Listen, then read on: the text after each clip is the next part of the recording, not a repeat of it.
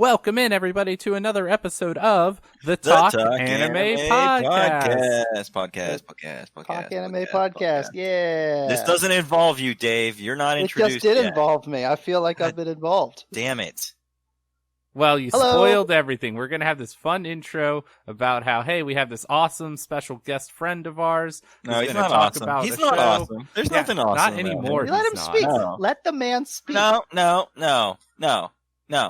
If you wanted him to Wow. speak, you would. I was going to say how we have this shut. wonderful, insightful, intellectual of a guest, but he screwed it all up. Now I have to take all that back. Yep.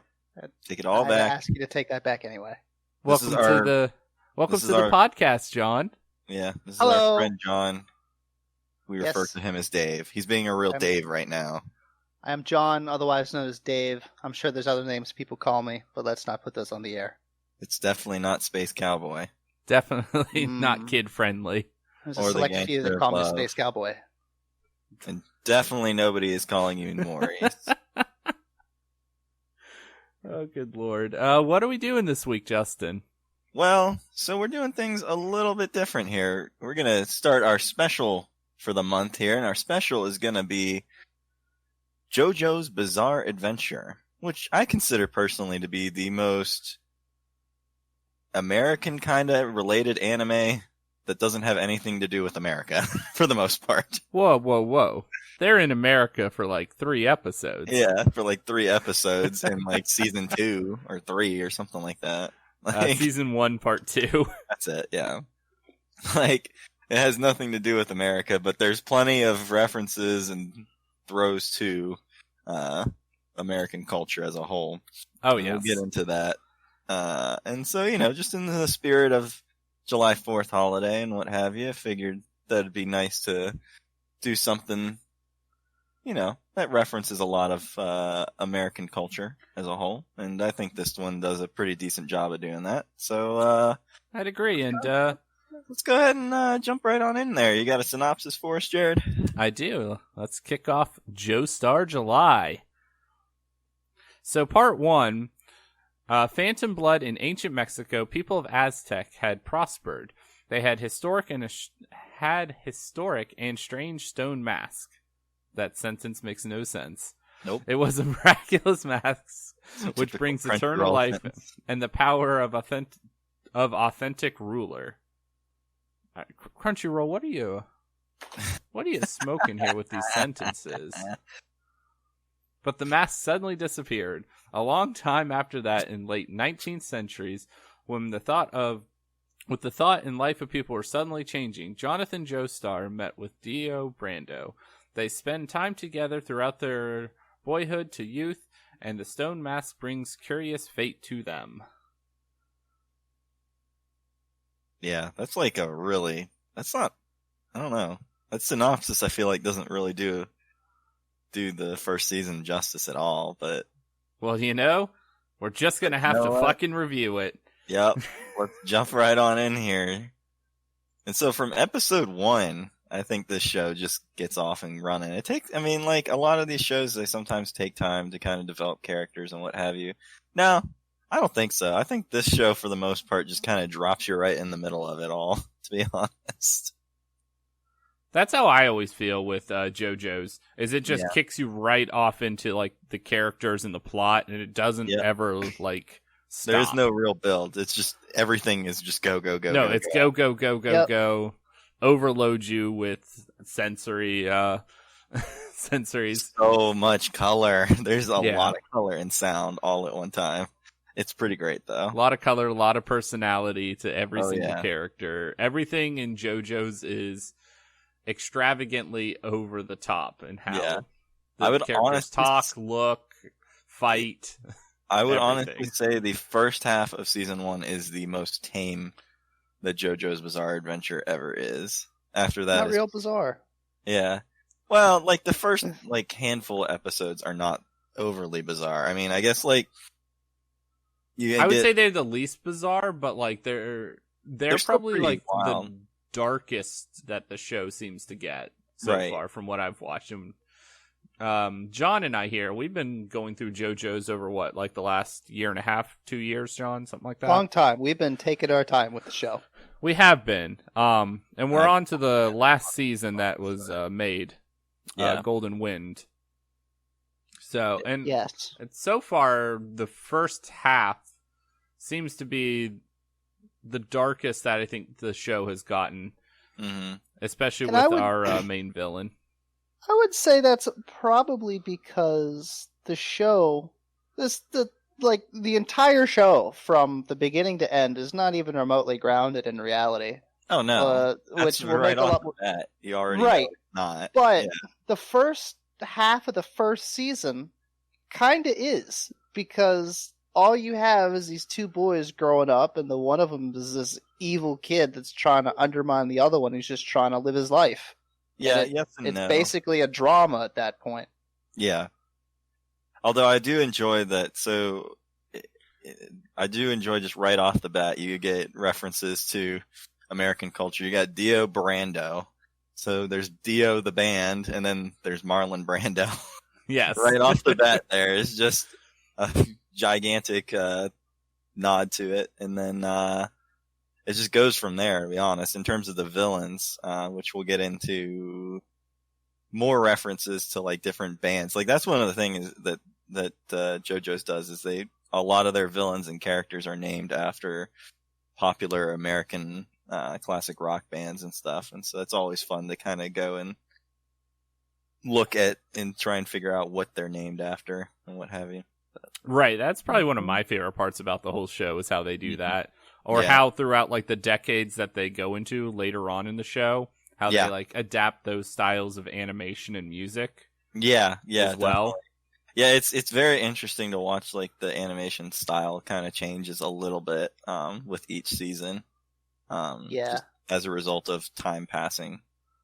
Which is and fun. It also has the best ending song of all time. It really does. Yeah. Oh yeah. It's got a bunch of good ending songs.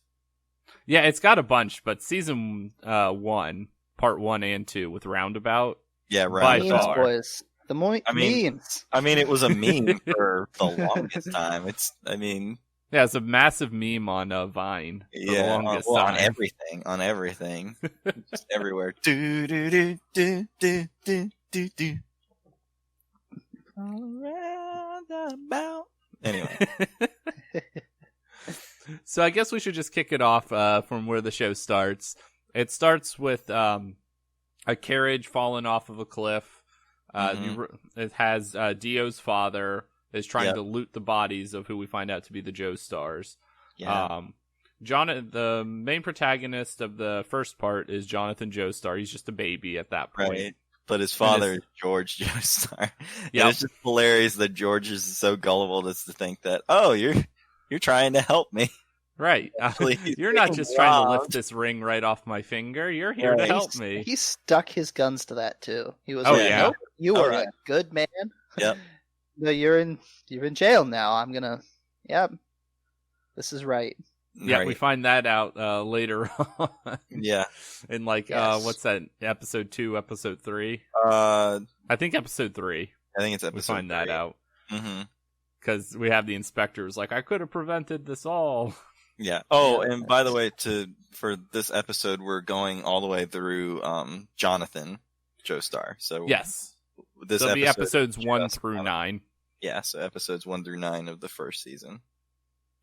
For anybody that's trying to follow along. But anyway, sorry to interrupt you. Go ahead there, Jared. Oh, you're fine. I was just gonna say, George Joestar thought that he was saving him, and then that led to George owing him Dio's father a favor. Yeah. And then it flashes forward to, I would say years. The kids are does it say 12 years? Yeah, it's 12 years later. Okay, yeah. I was going to say, I thought they were about 12 years old. And then Dio shows up. Yeah. And my God, is he the biggest prick. So you're first He's introduced to him ignoring his dad while he's dying in his bed. Yep. And then you see him when he's pulling up to the Joestar estate in a carriage. Yep. And then he immediately attacks Jonathan's dog and knees it in the face. Yeah. Yeah. And then later ends up killing the dog. Yeah, and by the In end the of the worst way episode, possible.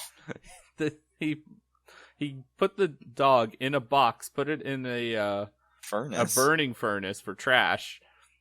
Yeah. And one of the staff on hand at the Joestar's estates lit the trash on fire, and the dog burned alive. Yeah, I would don't say understand- I these don't first understand what few. it is. Somebody at JoJo's, whoever's writing this stuff, they just do not like dogs, because that is a running thing with JoJo's, is that dogs get really messed up in this show. Anyway, I Yeah, I sorry, guess there's been a few. Dave. So, something that I just came to me is that the first few episodes here with Dio and how trashy he is of a human being Mhm. really kind of solidified for me the core of his being for the rest of the show.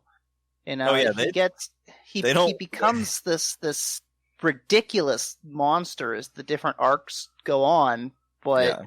they kind of drop the motive and passion later on in Oh, the series. But when you yeah. come back to this first season, it's like, whoa, that guy was a real monster. Even They don't before mince words with this. He is the bad Yeah. guy. He is evil incarnate. There's nobody eviler than Dio. yes, Yeah, it kind of, like, in the first part here, John and I were talking about this last night a little bit. Mhm, Like, mhm. you really see, like, just how, like, sadistic and evil Dio really is. Yeah. Because later on, it feels like more of just, like, a grudge against the Joestars. Right. Where here, it's, like, him wanting to take over the world. Right. No, he just absolutely hates the Joestars and wants Yeah, to take over and- the world. Not only that, but he has no reason to. The Joestars gave him everything, and he's just Yeah, like, they've nah. given him everything. You there, Jonathan Joestar, I am going to destroy your life in every imaginable way. And it's just, that's what I want to do. So I'm going to do it. Right, Yeah. like he beats him up in a boxing match by fighting dirty. He like turns all of the He turns all of kids Jonathan's against him. friends against him because he convinces them that Jonathan will rat them out if they ever do anything bad. It's just evil without motive. Yeah, He takes the first kiss from like the girl that Jonathan has a crush on. Karina Pendleton. Yeah. You thought it was Jonathan, but it was me, Dio. I love that. And he's just a prick. And then it kind of flashes forward after Dio and Jonathan get into a fight, and Jonathan just whips his ass. Oh yeah, for just lack of better words. Like he finally had enough. Yeah. Yeah. Oh, maybe that's why Dio's so evil. Because there in that scene, didn't Jonathan make Dio cry? Yeah. Yeah. Maybe that's why he's so mad. He made Dio cry, so Dio. Well, I think that's why he hates the Joestars. That's clearly not why he's evil. No, he's just evil because he hates the Joestars because Jonathan beat the tar out of him one time. Yep. And that's Remember that when, one time when I fight, was 12? You beat the snot Yeah, out right. of me? I'm going to take this out on all of your future generations. Right? And in that fight, I remember, like distinctively, because that's when you actually see like the first like supernatural kind of aspect to the show, is when the blood gets thrown against the mask. Yes. And then it like has those spikes that just like shoot out the back. Right, right. And that's the first time that you get an idea that, oh, there's something else going on. Right, exactly. Now, something I missed at this point in the show was Dio aware at that point what the mask could do? Because I seem to remember they filmed it. Yeah. Okay. Yeah, it went back later on in not later on, the next episode he talks about that. He talks about the mask because he originally wanted to use it in this episode. Right, but he killed Jonathan. Right, he ended up testing it out on somebody, I think, right? Didn't he? I think that was... Well, he does in this in the episode after, like when they do the time jump farther, and they both 7 years ahead, high school. Right. Yeah. Mm-hmm. So they do that, and then it has where Jonathan like finds this old note that Dio's father had written to George Joestar to tell him that his son is evil. Yeah. And then that's when, like, George is having some health issues. And Jonathan discovers that Dio's been taking his medicine to him, but Dio's been swapping it out for some sort of a poison. He realizes this because of the fact that he reads that letter, right? Because Dario was describing his symptoms to George. Yeah. Jonathan realized while reading the letter that George's symptoms matched up with Dario's. Exactly. That's when he realized that there was probably some sort of connection, that Dio was doing something to his dad. Right, and that's when Jonathan heads off to London to try to find out what the poison is, and that's when Dio hatches the plan of using the mask to kill Jonathan to make it look like an accident. Yeah, that's it. Yeah. And then that like cuts into when Jonathan is hunting down, trying to find this Chinaman to figure out what the poison is, and he goes down an alley, and then we run into the best waifu. Best waifu. Speedwagon. Yeah. Speedwagon is great. Which is, again, another reference to REO Speedwagon. Yep. And says Robert E.O. Speedwagon. Yeah, Robert E.O. Speedwagon.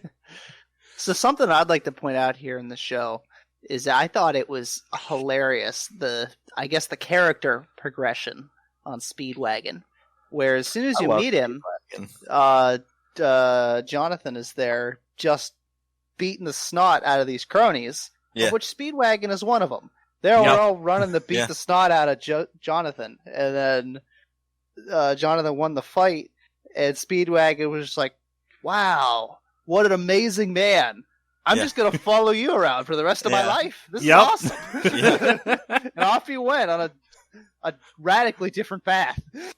Yeah, like his character completely changed within like 30 seconds. Yeah. Wow, you kicked really freaking hard. That was pretty cool. I'm gonna follow you. It's great. I love Speedwagon. I do too. He's still to date one of my favorite characters in this entire series. He's just such a good guy from that moment on. Yeah, he's a good guy. Skipping that first 5 minutes, he's a pretty good guy. Where he tried to kill Jonathan and rob him. Yeah, that all aside, that first 5 minutes aside, he's nothing but loyal and the bestest friend you could ever have. Yeah, and you forget about that 10 minutes later anyway. Yeah, literally, yeah. After that, you don't even remember. Like, honestly, I completely forgot that he was actually a villain to start with. Or a bad guy to start with until you said something. Well, that's how JoJo's is. If you like, when you keep watching it, like the Joestar of the season will kick somebody's ass. Oh yeah, and then they're like, "Oh no, you're cool. I'm gonna follow you. I'm fighting for you." Yeah, it happens in every season. It really does. It does happen in every season. I remember Polnareff and What's that other guy? Mecha Stroheim. There was every character out of season 3 with Josuke. I'm so excited to talk about him. Me too. I love Mecha Stroheim. He's the best.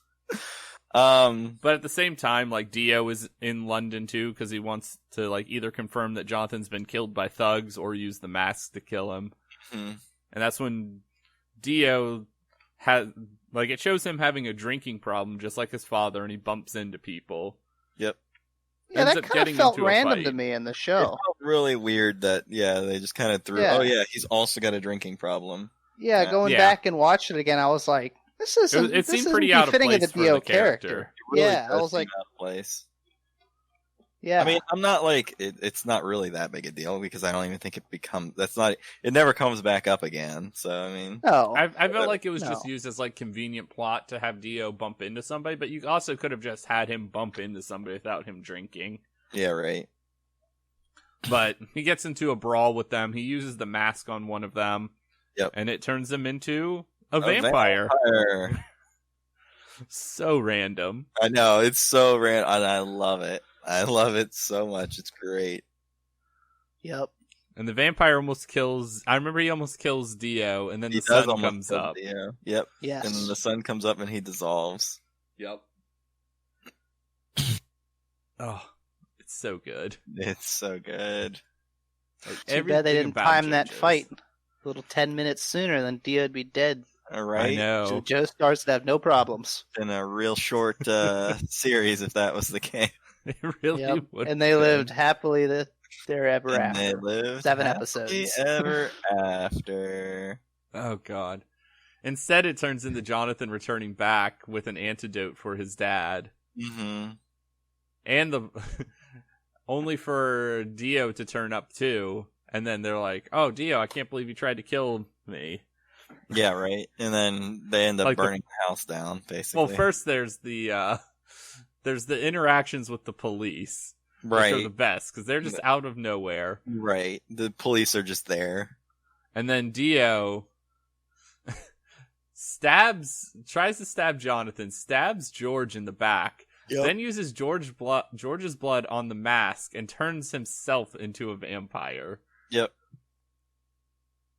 And then I remember, then it had Jonathan like shakingly pointing the gun at him, and then Speedwagon was just like bang, Bang. nah, Yeah. this dude's pure evil. Speedwagon Yeah. didn't even hesitate. He was just all in on it. He knows when to pull the trigger. That's right. Oh, he really did. He does. And that's when it just goes all to hell because all the police fire on Dio.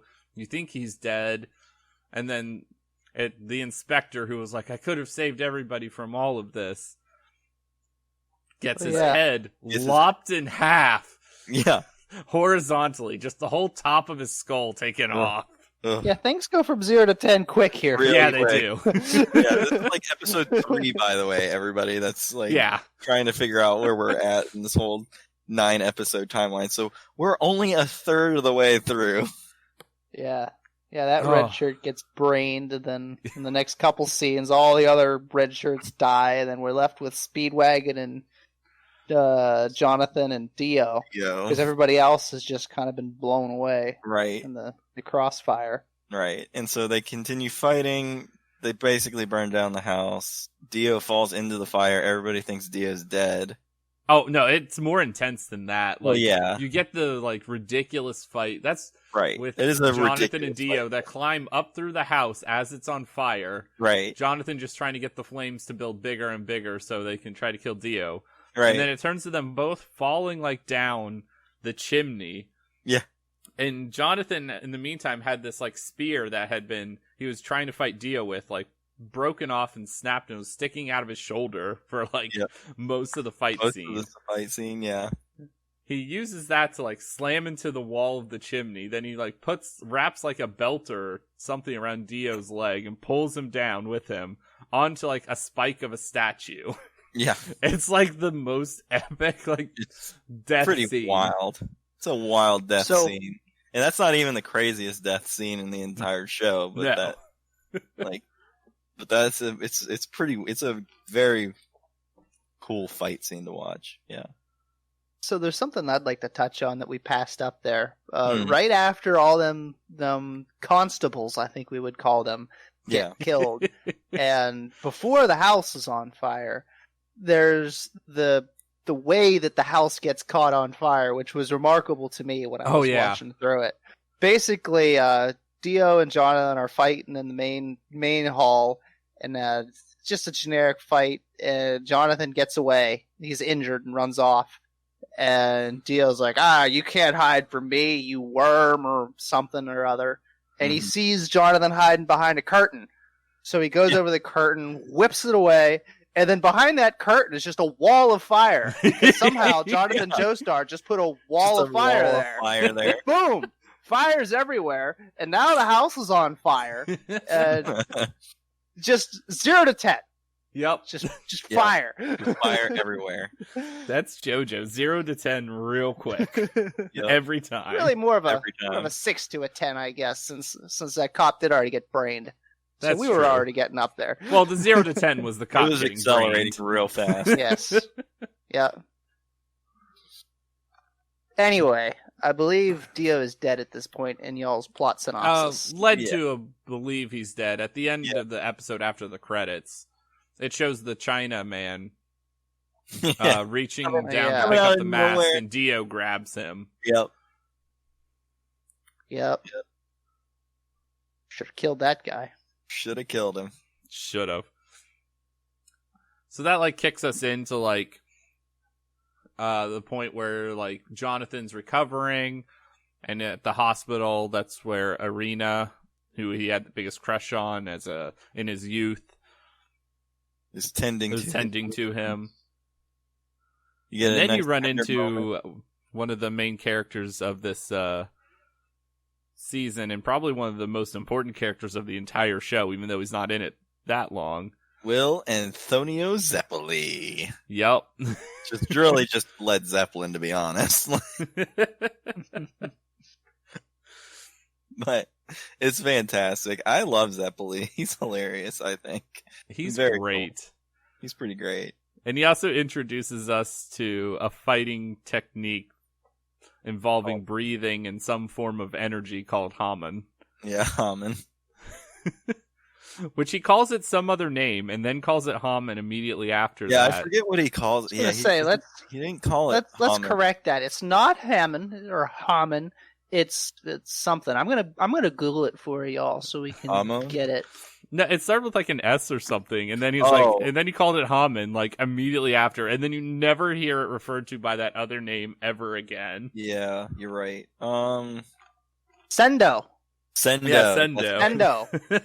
He calls it Sendo, and they call it Sendo probably a total of 4 times for the entire series, and it's right here in like the first 10 minutes after they introduce it. And it's just Hammond from there. Yeah. Yep. Or Hammond. I'm going to continue to calling it Hammond. You call it Hammond. I call it Y'all Hammond. gonna frig off. Calling it Jesus, Dave. Damn, Dave, watch your language. Whoa, family show here. Whoa. Family show. Whoa. Kids that listen. Sorry. It's your show. Family show. Fuck. Family show. Not gonna do that again. All right. So that's when it like leads into like Jonathan learning Hamen, or starting to, and then you find out that Dio's alive and creating an army in London, which includes Jack the Ripper. Jack the Ripper. That he has turned into a zombie, because that's one of Dio's powers now. He's a vampire who can turn people into zombies. Yeah, he doesn't have the mask anymore, but he does have the oh no, he still has the mask. No, I guess he does still have it. Yeah, he does. Yeah. He does, yeah. Yeah. But anyway, so Zeppeli ends up training Jonathan in order to eventually take on Dio. Even though it's like, I think it's the same episode, I think, right? Or if not, it's the very next episode that Jonathan encounters Dio again. It's the next episode right after this. So this involves like Jonathan's first actual fight with using Hamen, where they're fighting Jack the Ripper, and he lures them down into like the sewers of London, and he has to fight him there and learn how to use Hamen to control his breathing and find where Jack the Ripper is. And Jack the Ripper is interesting because he just keeps blades hidden in his entire body. Yeah, everywhere in his body. And in the first part, like, you run into him, they're like in a carriage, and they go into a tunnel, and then the driver of the carriage is killed, the horses are killed, and then Jack the Ripper is hiding in the carcass of one of the horses to kill them. Yeah, creepy guy. Yeah. So powers like Jack the Ripper has there don't really surface again in JoJo's, do they? It was... I mean, like, kind of. Yeah, kind of. Because, like, what's his name? Mecha, why am I blanking on his name? Stroheim? Yeah, Mecha Stroheim gets, like, those blades. Yeah, but that's different. Yeah, he had, like mechanical... Yeah. Nonsense done to him. I'm talking like powers and abilities that people acquire. Specifically, like Dio over there giving vampire powers to people. He just makes ghouls, basically, except for Jack the Ripper, who gets knives. Except for Jack the Ripper, and then like the 2 knights that he resurrected in the next. After this Tarkus fight. and Bruford. Yeah. Yeah. Like those guys, like Tarkus didn't really have any powers besides strength, but the other guy did. Yeah, Bruford was... like, he could control his hair. Yeah, he can control his hair. But that was about... Other than that, that was, like, about it. Everybody else was just, like, ghouls. Yeah. Essentially. It's interesting. We have the guy who had, like, the snakes in his head, but that wasn't... He wasn't controlling the snakes. No. Maybe it's... the masks and the powers you get kind of amplify what's already within your being or your soul. I'm just That kind of could thinking be. out loud here, because like Dio turned into this horrible monster for generations when he got touched by the mask, but then that first guy in like the second episode that tested the mask, he just turned into a ghoul and got vaporized. He was not worthy. Yeah, he's No. not worthy. Yeah, I think it like depends upon like the potential inside you, essentially. Yeah. Just a fun thought. How evil are you? Yeah. Because we get that to a second degree, or to another degree in like the second part of the first season, which we'll get into in that review. Episode. Yeah. Yeah. So Jonathan, he defeats Jack the Ripper, Mm-hmm. and then that's the fight. I think it's Bruford, right? Yeah. yeah, they figure out where Dio is. He's like, they don't figure out where he is. They're still trying to hunt him down. Yeah. And it takes them to this little village by the sea where knights trained like centuries before. Yeah. And then some kid tries to pickpocket them, who is being controlled by Dio to lead them into a trap. And then they immediately, Zeppeli and Jonathan immediately start fighting Dio because he appears right there. Yep. Just out of nowhere, Dio's here. And like he wrecks them so hard. He's like, Really? all right, this is beneath me. And so he resurrects the two knights and has them fight Dio. Our heroes were not Jonathan. prepared for the Dio fight. No, they were not at all. No, they were not. They get wrecked hard. Yeah. But that's something, again, that's in this season of JoJo's that's not really seen in the rest of them. Is it feels like this first arc is very much like a tit for tat with Jonathan and Dio fighting back and forth. Yeah. When in the rest of the series, he kind of becomes like an end boss or a goal or a finale. Mm-hmm. You know, Right? Maybe playing through Pokemon. You know, you get through everybody else, and then you get to fight Dio. He's the Elite Four. Yes. Winner. Right. It kind of changed from like this first part to like the later parts where you actually have to go through all these like probably 24 mini bosses. Yeah, basically. Yeah. To get to him. Which definitely makes him feel like a bigger deal than it does here, I would say. Oh yeah, I mean, he's supposed to be, right? Yeah, he's definitely built up more in later shows. Yeah, absolutely. But you get some really fun fights here against the knights. Yeah, the night. Honestly, I think like the night fights are like the least memorable for me, to be honest. They were actually, before I even went back and rewatched this, they were like the one thing that like I remembered in between like the ending of the series or part 1 and like the stuff before. Okay. They were actually pretty memorable to me. Okay. I'm like the exact opposite. I don't know. Like, I don't know. I just wasn't overly enthused about it, about the night fights. Yeah, I don't know. I thought it was more fun. in Justin's camp. Yeah, it was fun. I just like they're fun, I forgot but that happened. Yeah, I honestly don't. I couldn't honestly remember most of it unless I'd gone back and rewatched it. Right. Yeah. I think my favorite part of all the fights with the knights, though, is when Jonathan defeats Bruford. It makes him feel pain again because he put the Hammond through his whole entire body. Yes. And he gives him his sword. That's called Luck. And he renames it by just putting a P on it and calling it Pluck. Pluck. Yeah. As my dying breath, check out this cool thing I'm going to do. I'll put a P right here. Peace, I'm out. And then I die. They had a fun fight, though, like where Jonathan had to find an air bubble in the water to use the Hammond in the water to fight him. Yeah. Yeah, underwater Hammond.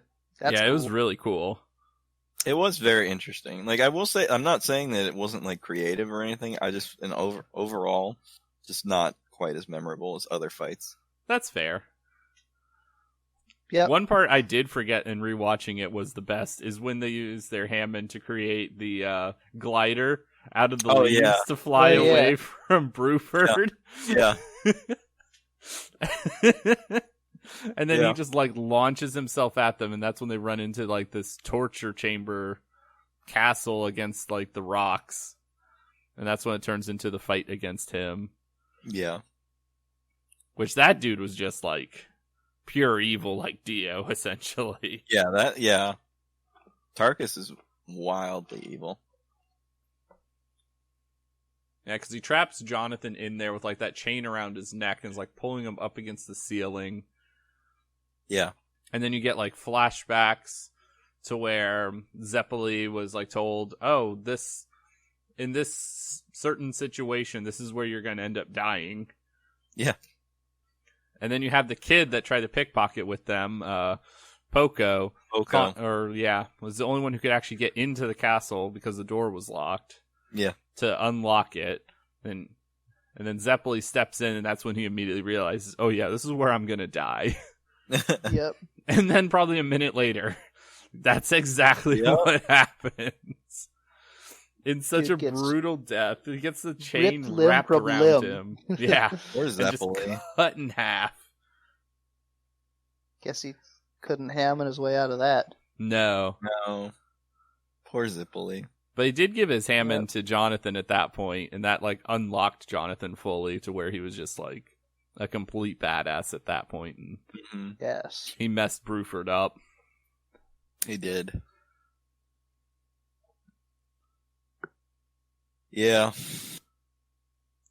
So I'd just like to say, I've had the Wikipedia page open for Hammond for like 20 minutes now, and right on the front is a picture of Zeppeli just inhaling steam, all menacing like, and I've just been watching it on repeat. It's That's hilarious. I've been watching it for like 20 minutes. Just this man intensely breathing. Oh my gosh. Yeah, and then we start getting closer towards the end of the whole Jonathan Joestar saga. Yeah, we're actually to like the last part here, because this is when Speedwagon, Poco, Jonathan are traveling to the castle that Dio's at by this village. And they run into another group of Hammond users. Yep, users. Hamon. It's the boys. Yeah, you run into... it's Zeppeli's boys. Yeah. Yeah. Everywhere. Yeah, it's Doobie and Dyer, I believe, right? No, Doobie's actually a villain. Yeah, it's Dyer, it's Strazio. Oh yeah, it's the old man Ton Petty. Tom Petty, right? Ton Petty. We forget Tom Joe Petty. and Tom Petty, and it's hilarious because it's Dire Straits and Tom Petty. It's yes. and then they have to fight the monster Doobie. Yep. Doobie brother. He uses snakes in his head to bite people. He bites Jonathan. Jonathan just like no-sells the hell out of it. Like uses Hammond to eject the venom out of his neck and just immediately kills him. Yes.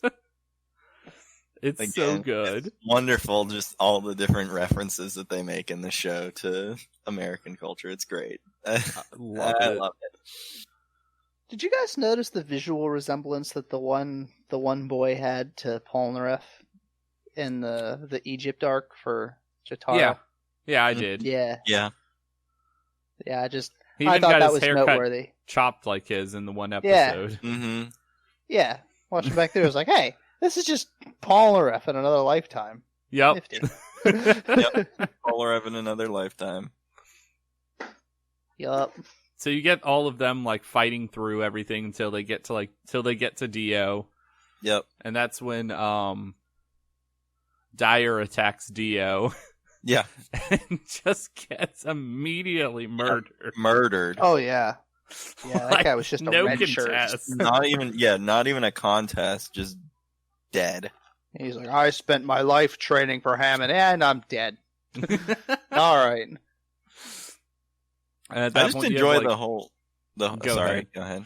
Oh, I was gonna say I just enjoy the whole series where Dio is trying to like freeze Jonathan.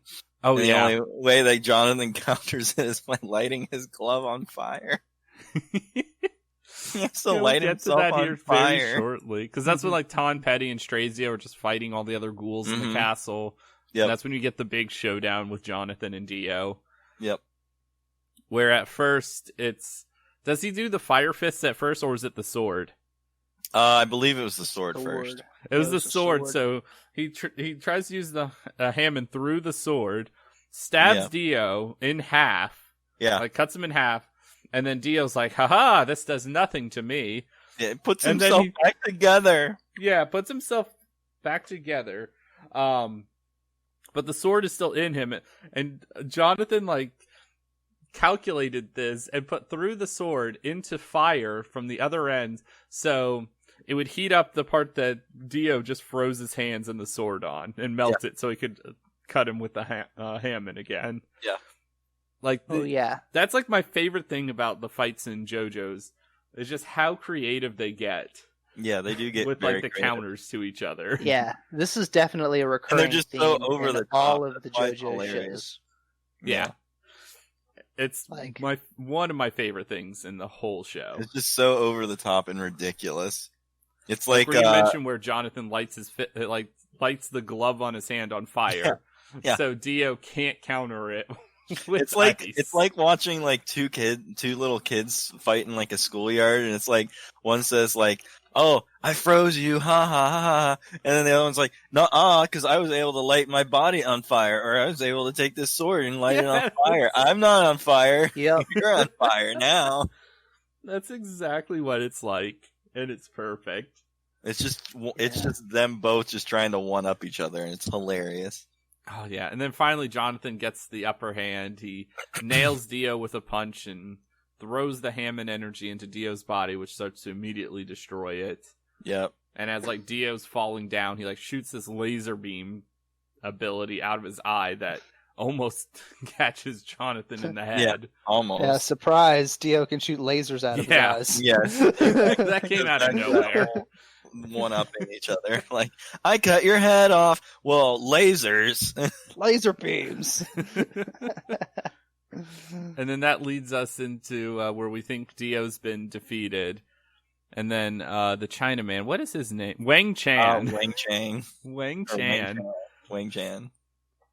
Grabs Dio's head from where he fell down there, because Dio apparently cut his own head off so he could survive.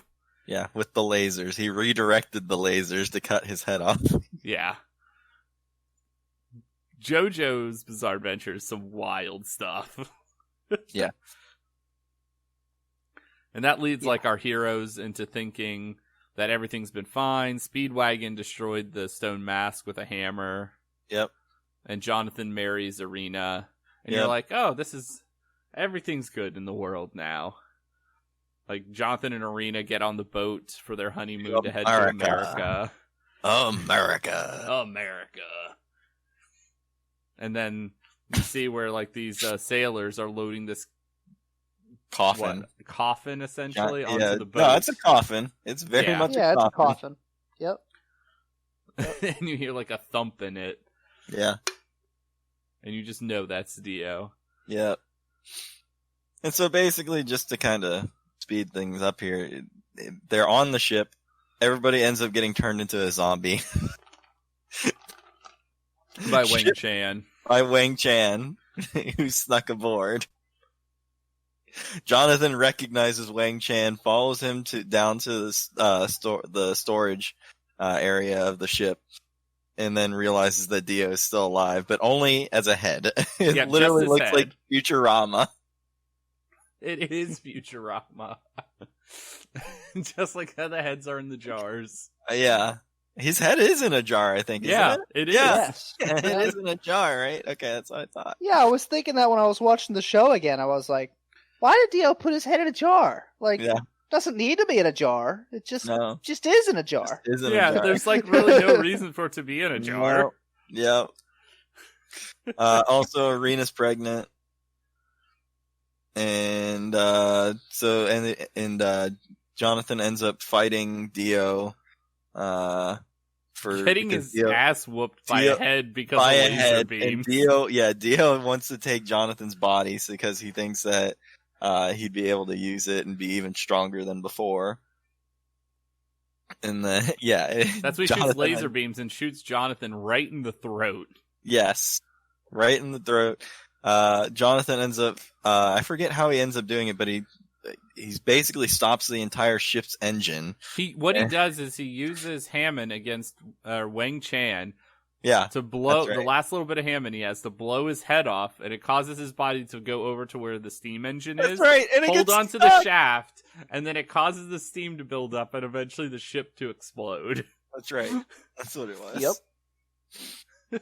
And so Arena ends up leaving Jonathan because Jonathan says to go. Yeah, Jonathan's like holding Dio's head as Jonathan, he's dead, and Dio's talking. Which is like, why would you just not leave? Well, I guess he's gonna die too. Whatever. Yeah. So anyway, we're left to believe that the ship sinks to the bottom. Jonathan's dead. We're led to believe Dio's dead, and then Arena escapes to America.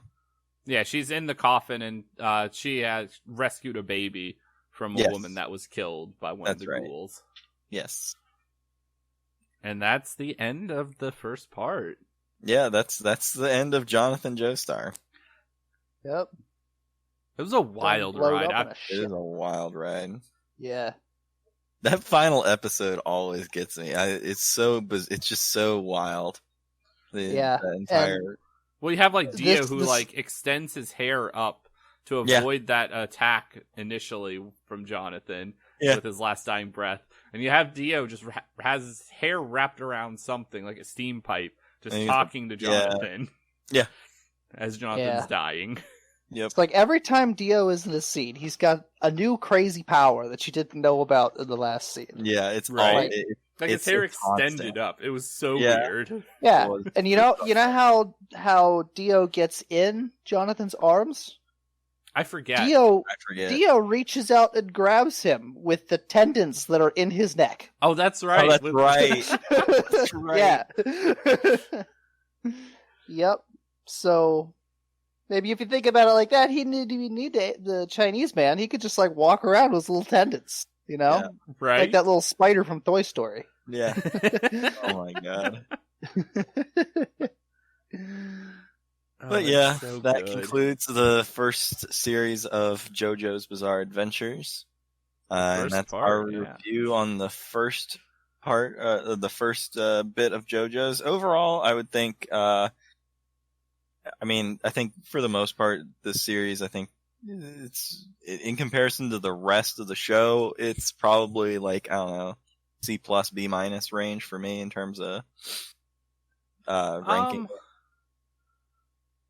I don't know. I went back, like, rewatching it this time, I actually found out, like, I think I liked it even more than I did the first time, and I was instantly sold on the show in, like, episode 2 or episode 3. Whenever the guy gets his head lopped off, that's when I was instantly sold on the show. 2, I think 2.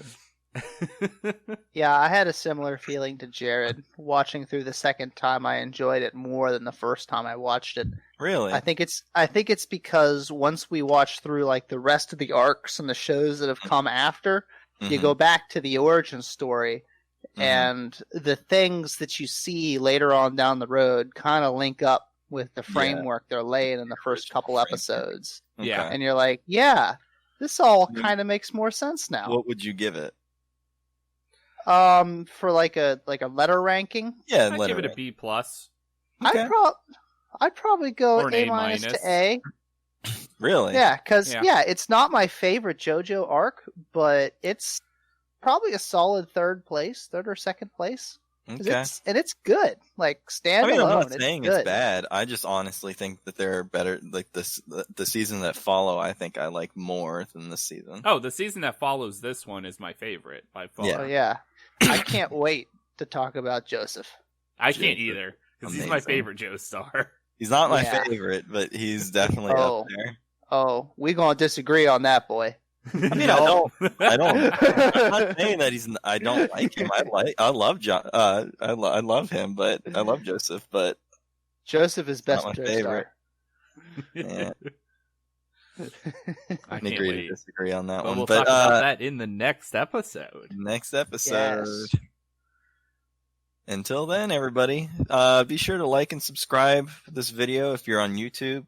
If you're listening through other means, give us a subscribe and give us a nice 5-star review, please. We greatly appreciate it. Helps us out a lot. follow the Unbirthday podcast, which is the other podcast in our network here. It's our friends Austin, Wendy, and Zach, and they talk about Disney titles. And thank you for joining us, John. Thanks for joining us, John. You are welcome. This was fun. I love talking about things. Just Yes. you know, I also like speaking with a voice. just making wind, making noises with blathering into this mic. All All right. So Well, I catch am you next Dave. week. Hear me go. This is getting ridiculous. Bye. All right. Take the mic. Bye. Bye.